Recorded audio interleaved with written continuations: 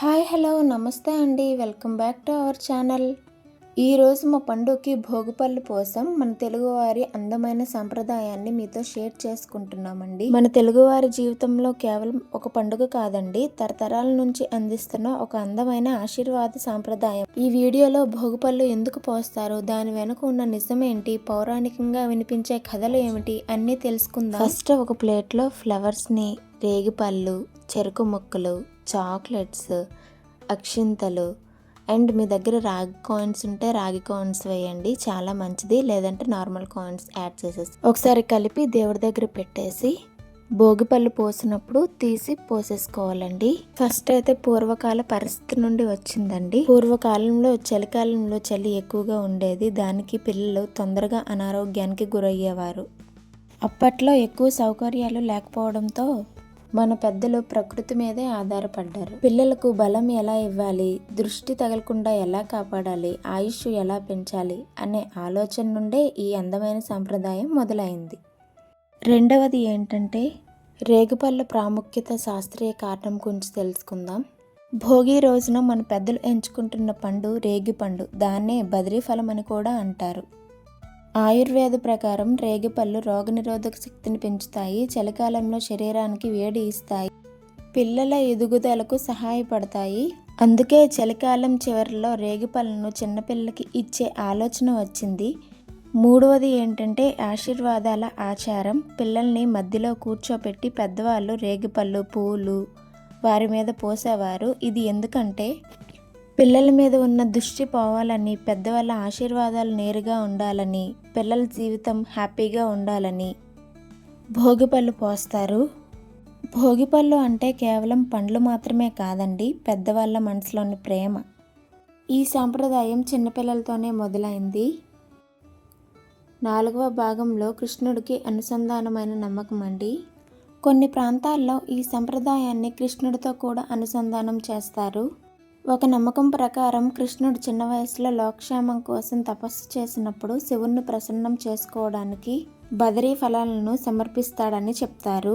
ఆ భక్తికి మెచ్చిన శివుడు ఈ బదరీ ఫలాలు చిన్నపిల్లల మీద పడితే వారికి ఆయుష్, ఆరోగ్యం కలుగుతుందని ఇలా వరమిచ్చాడని ప్రజల్లో ఒక నమ్మకం ఉందండి. ఇది గ్రంథం ఆధారంగా చెప్పే కథ కాదు, కానీ తరతరాలుగా నమ్ముకుంటున్న వస్తున్న ఒక భక్తి కథ. అందుకే రేగిపళ్ళను పిల్లల మీద పోసే ఆచారం ఇంకా బలపడిందండి. అందుకే ఫస్ట్ భోగిపళ్ళు కృష్ణుడికి పోసారని అంటారండి. భోగిపళ్ళ అసలైన అర్థం ఏంటంటే, భోగిపళ్ళు అంటే కేవలం ఒక పండుగ, వీడియోస్, ఫొటోస్ కాదండి. ఒక తల్లి ప్రార్థన, ఒక తండ్రి ఆశ, పెద్దల ఆశీర్వాదం, పిల్లలు కృష్ణుడిలా ఆరోగ్యంగా, ధైర్యంగా, సంతోషంగా పెరగాలనే కోరిక. ఇప్పుడైతే మా సెలబ్రేషన్ ఎలా జరిగిందో చిన్నగా చెప్పేస్తున్నా. ఇలా బయట చిన్నగా డెకర్ చేసుకొని మేమైతే రెడీ చేసుకున్నామండి. మా మరిది వాళ్ళు, మా బిల్డింగ్లో వాళ్ళు వచ్చారు. ఇంకా అందరం కలిసి పండుగకి భోగిపళ్ళు అయితే పోసేసాము. వాడైతే అలా కూర్చొనే ఉన్నాడు ఫస్ట్ నుంచి. అందులో ఉన్న చాక్లెట్స్ తింటూ హ్యాపీగా ఎంజాయ్ చేశాడండి. ఫొటోస్, వీడియోస్ మంచిగా తీపిచ్చుకున్నాడండి, ఏం అల్లరి చేయలేదు. భోగిపళ్ళు పోసేటప్పుడు ప్రాసెస్ ఏంటంటే, ఫస్ట్ అయితే కుంకుమ బొట్టు పెట్టేసి అక్షింతలు వేసేసి భోగిపళ్ళు 2 చేతుల్లో తీసేసుకొని కుడివైపు 3 సార్లు, ఎడం వైపు 3 సార్లు తిప్పేసి తల మీద నేరుగా పోసేయాలి. అండ్ ముత్తైదువులకి తాంబూలం కూడా ఇచ్చుకుంటే చాలా మంచిదండి. అండ్ వచ్చిన వాళ్ళకి స్వీట్ ఏదైనా పెట్టాలండి.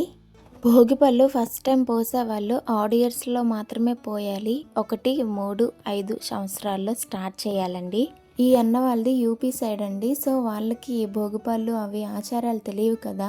పాపకి 3rd ఇయరే, సో ఆంటీ భోగిపళ్ళు పోసారు. చూడండి డాన్స్ ఎలా చేస్తుందో పాప. ఏదైనా ఫంక్షన్స్కి పిల్లలుంటే ఆనందం అండి, ఆ సందడే వేరు కదా. పిలవగానే వచ్చిన మీ అందరికీ చాలా థ్యాంక్ యూ అండి. ఈ భోగి రోజున మన పిల్లల మీద పడ్డ ప్రతి రేగుపండు ఒక ఆశీర్వాదంగా మారాలని, వారి జీవితంలో ఆరోగ్యం, ఆనందం ఎప్పుడూ తగ్గకుండా ఉండాలని మనస్ఫూర్తిగా కోరుకుందాం. మీ అందరి ఆశీర్వాదం ప్రతి చిన్నారిపై ఉండాలని కోరుకుంటున్నామండి. అందరికీ హ్యాపీ భోగి అండి. నెక్స్ట్ ఒక చిన్న వీడియో క్లిప్ యాడ్ చేశా అండి. మా ఆయన క్యాజువల్గా హ్యాపీయా పండు అని అడిగారండి. ఇంకా మా పండు రియాక్షన్ చూడండి. పండు హ్యాపీయా? హ్యాపీ పండు.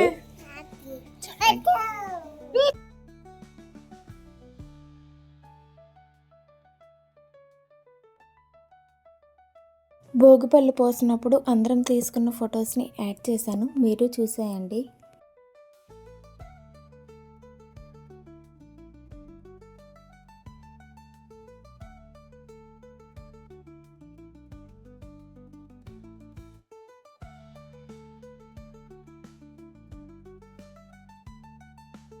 ఈ వీడియో చూసినందుకు థ్యాంక్ యూ అండి.